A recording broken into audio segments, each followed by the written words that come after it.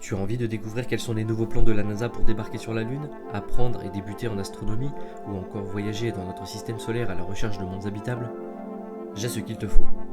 Ciel et Espace te propose des revues, podcasts et hors-série pour découvrir au format papier, audio ou numérique les dernières actualités et découvertes de l'univers.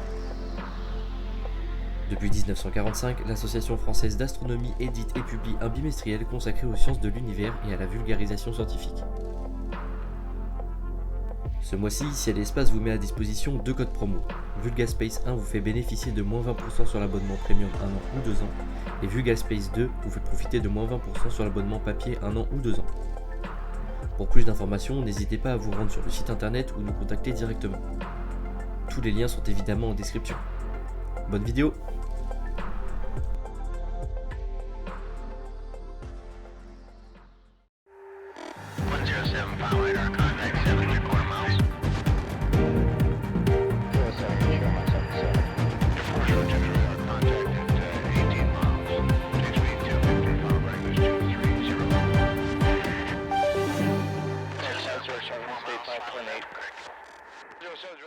Bonjour et bienvenue dans ce nouvel Astro Recap, le format qui résume les actualités spatiales des 2 dernières semaines. Ici, on vous résume les actualités des agences, entreprises, décideurs, qui chaque jour contribuent à l'avancement de la conquête spatiale et de l'humanité. Alors vous êtes prêts? C'est parti.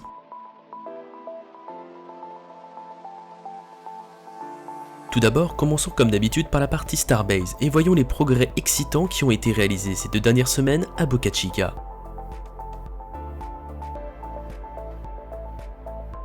Dirigeons-nous d'abord au site de lancement, où l'activité s'est concentrée ces dernières semaines. Du côté du pas de tir orbital, les tests de Mekazila se sont poursuivis. Des tests de plus en plus hauts et de plus en plus rapides ont eu lieu. Ensuite, pour tester la capacité de levage des bras, SpaceX a utilisé des énormes ballons d'eau qui permettent de contenir plusieurs dizaines voire centaines de tonnes d'eau. Ces ballons ont permis de simuler la masse d'un booster ou d'un chip lors d'un levage. Les tests ont sûrement été concluants car peu de temps après, ces ballons ont été retirés.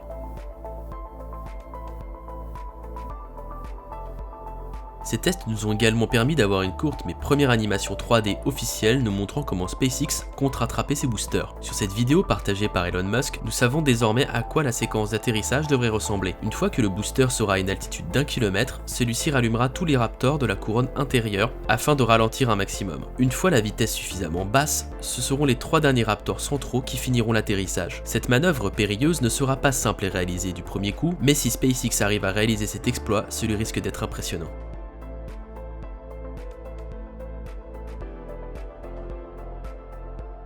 Toujours du côté de la ferme du pas de tir orbital, nous avons pu observer un test cryogénique du réservoir de test GSE-4. Ce test a été conduit jusqu'à explosion, ce qui signifie que SpaceX teste la résistance maximale à laquelle pourrait résister un réservoir. Durant ce test, ce seuil a été atteint et a fait exploser le prototype, ce qui a entraîné une impressionnante vague d'ergols le long du pad.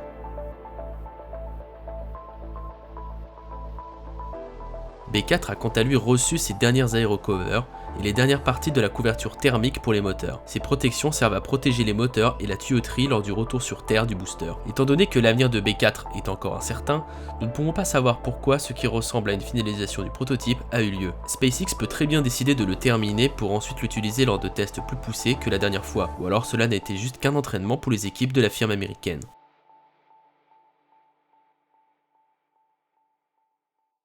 Du côté des prototypes situés près des pads suborbitaux, nous avons pu assister à la destruction de B3. C'était le tout premier booster à réaliser un tir statique. Cependant, nous avons pu voir la grue Oreo s'attacher au chip 20. Nous ne savons pas encore pourquoi SpaceX fait cela, mais il y a plusieurs idées probables. Tout d'abord, il se pourrait que le pad suborbital où se trouve S20 nécessite des travaux pour ajouter une extension que nous avons pu voir arriver il y a quelques jours à Starbase. SpaceX pense peut-être en avoir terminé avec S20 et souhaite le remplacer prochainement. Ce potentiel retrait du prototype pourrait signifier la fin aussi de B4, car S20 et B4 était un couple de chips et boosters qui devaient initialement voler ensemble. Or, il se peut aussi que la finalisation de B4 et le retrait de S20 de son pad auraient pour but d'effectuer un essai combiné de S20 et B4 sur le pad orbital, en utilisant Mekazila pour le levage.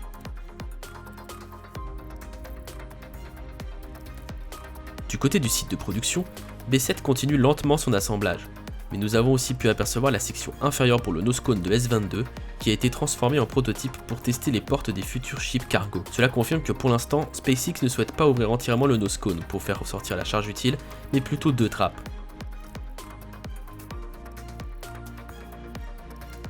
Au banc d'essai de McGregor, Les tests des Raptor V2 s'enchaînent de semaine en semaine. La deuxième version des Raptor a l'air d'avoir fini la phase préliminaire de son développement et commence à être produite. En effet, la nouvelle usine à Raptor n'est plus implantée au siège social de SpaceX en Californie, mais à McGregor, qui est nettement plus proche de Boca Chica.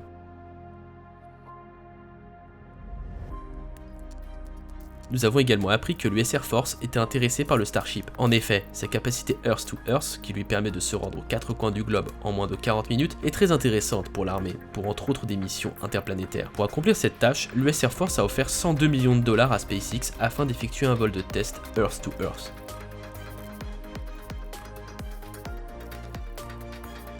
Le jeudi 13 janvier, nous avons pu assister au décollage d'une Falcon 9 pour la mission Transporter 3. Cette mission consistait à envoyer une centaine de CubeSats en orbite héliosynchrone. Ce lancement marquait le second vol orbital de SpaceX cette année et un incroyable retour sur Terre dont je vous laisse profiter.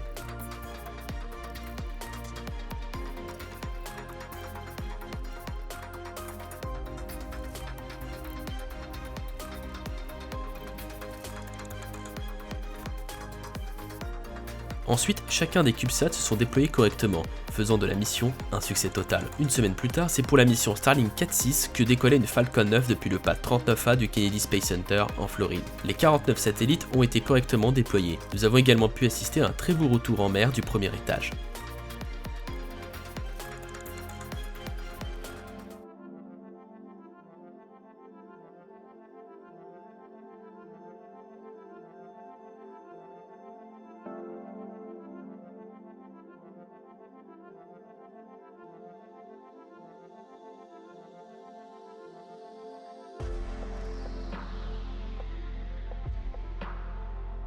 Le 13 janvier, vous avez pu suivre avec nous le lancement de la fusée Launcher One depuis le Boeing 747 Cosmic Girl de Virgin Orbit. Les 5 satellites ont correctement été placés en orbite. La charge utile était composée de différents CubeSats, notamment Tech-EdSat 13, un micro-satellite scientifique de la NASA, Adler 1, satellite autrichien de recherche sur les débris spatiaux, SteamSat 2 qui testera des petits propulseurs utilisant l'eau dans l'espace, et les 2 CubeSats Pan-A-B qui feront des tests de docking.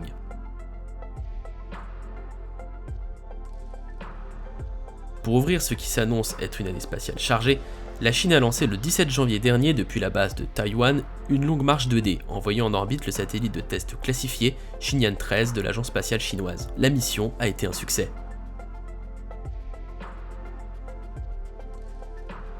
Vendredi soir, une fusée Atlas V 511 a décollé de Cap Canaveral en Floride et a placé avec succès 2 satellites de surveillance militaire américains en orbite quasi géosynchrone. C'est le premier mais aussi le dernier vol de cette configuration d'Atlas V. En effet, cette version est atypique car elle n'a qu'un seul booster latéral. C'est pour cette raison qu'elle se décale si fortement au moment du lancement.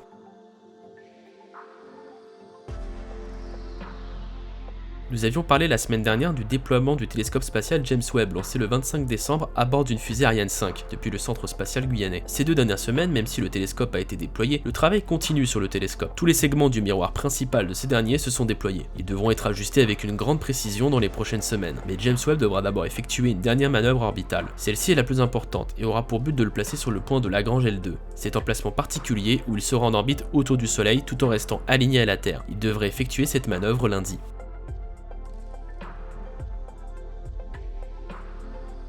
L'atterrisseur martien InSight de la NASA, présent sur Mars depuis 2018, a dû désactiver toutes ses fonctions non essentielles à cause d'une tempête de sable dans cette région de la planète. Désormais, il a pu se réactiver complètement, la tempête étant finie, et recommencera dès la semaine prochaine ses activités scientifiques. Une autre tempête a eu lieu sur la planète rouge dans le cratère G0, le lieu d'atterrissage de Perseverance et de son drone Ingenuity. Ce dernier a justement dû reporter de quelques jours son 19e vol à cause de ce phénomène météorologique.